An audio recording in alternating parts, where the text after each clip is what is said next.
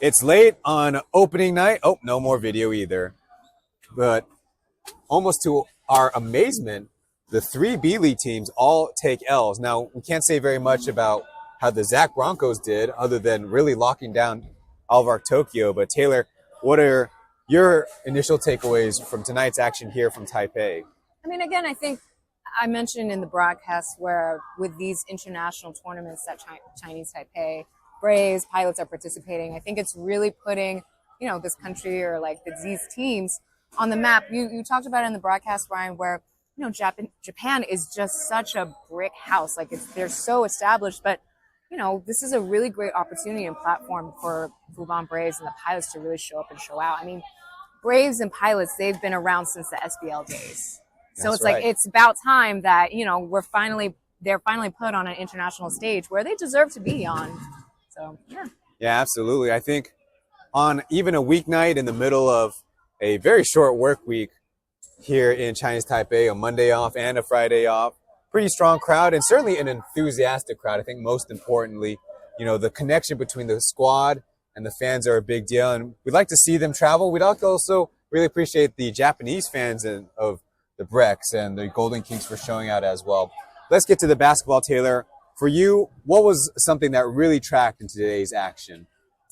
I mean, I think if we're going to talk by teams, I would say Braves obviously they were entertaining, but it was really great to see that the set of import players that they have really made a name for themselves here just by game one in itself. Archie Goodwin and as well as Benny Boatwright. Now, Benny Boatwright got fouled out, but you really see like Goodwin just carrying that whole entire team. We talked about kind of the instability amongst their local players. Their fearless leader, Beast, he's still recovering from a fractured hand.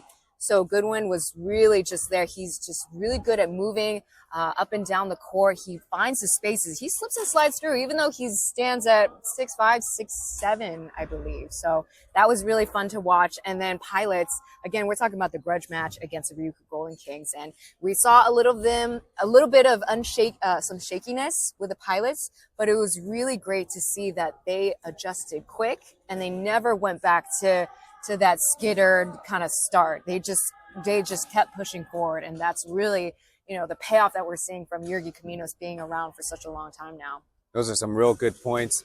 On my end, my number one thing that was really tracking today has to be the way that the Braves just executed down the stretch in the fourth quarter, and that was something that was really looming in the closing moments of the Plus League finals. Is like, well, the Braves know how to win down the stretch in key moments, and the Pilots were able to pull it off. Well, tonight, down by 10 points, they just stuck with the game plan and kind of outlasted Utsunomiya, who took their foot off the gas pedal just by a teeny bit, and the Braves took that opportunity. Yeah. And for the late game, look, you mentioned how the Pilots know how to play. I will be saying that Owen had a pretty good first test. Chen Jiangshuang, he had to come in at point guard because of Baiaoten's injury to the eyebrow and the cut. So he came in maybe earlier than expected.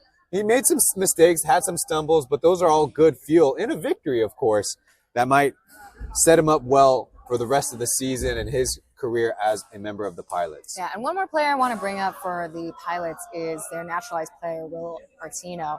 Again, he's been absent from the Chinese Taipei basketball scene for quite some time. And, I think he's always out there to prove himself that he is still able to play the way he does. And he's got a warm welcoming. And like I mentioned in the broadcast, he wasn't the lead scorer. I believe he only logged in like 11 or 12 points. But those moments that he made, those buckets, those really kept the momentum, or it really started scoring runs for the Pilots. Yeah, so he really did make a difference. Yeah, the energy. I mean, he really was the one that brought it in for the Pilots fans, for sure. All right. Well, that will do it for our opening night. It is late. In the future, maybe we'll extend these segments a little longer, get you more content, and get you more East Asia Super League and whatever we're up to as we wave goodbye to some of our colleagues here at the arena behind us. We're excited to show you guys more of what we do in East Asia Super League. Excited to show you guys our highlights from the leagues that we also work for outside of East Asia Super League. So stay tuned for more, and we thank you guys for following us along. So stay tuned for more.